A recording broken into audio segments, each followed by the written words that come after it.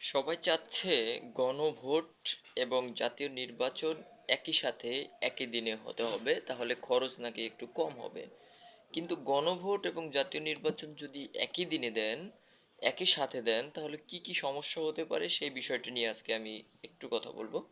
সেটা হলো, জাতীয় নির্বাচনে বিভিন্ন দল অংশগ্রহণ করে এবং সেই জাতীয় নির্বাচনে বিভিন্ন সিটে, বিভিন্ন ওয়ার্ডে, বিভিন্ন কেন্দ্রে বিভিন্ন ধরনের সমস্যা পোহাতে হতে পারে বা সমস্যা হতে পারে।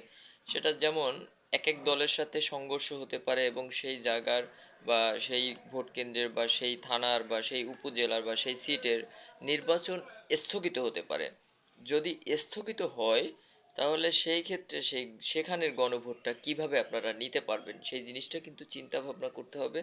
গণভোট আলাদাভাবে দেয়া দরকার এবং জাতীয় নির্বাচনের আগে মনে হচ্ছে যে গণভোটটা দিলে আমাদের মতে ভালো হয়।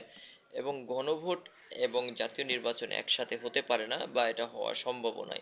কারণ বাংলাদেশের মানুষ এতটা সভ্যতার মধ্যে নেই যে গণভোট এবং জাতীয় নির্বাচন একসাথে হলে সেখানে কোনো গ্যাঞ্জাম, সেখানে কোনো ঝামেলা হতে পারবে না। অবশ্যই ঝামেলা, গ্যাঞ্জাম বা স্থগিতর মতো ঘটনা বাংলাদেশে বিগত দিনে হয়ে আসছে, পরবর্তীতেও হতে পারে। এজন্য গণভোট আলাদা হবে এবং জাতীয় নির্বাচন আলাদা হবে। ধন্যবাদ সকলকে।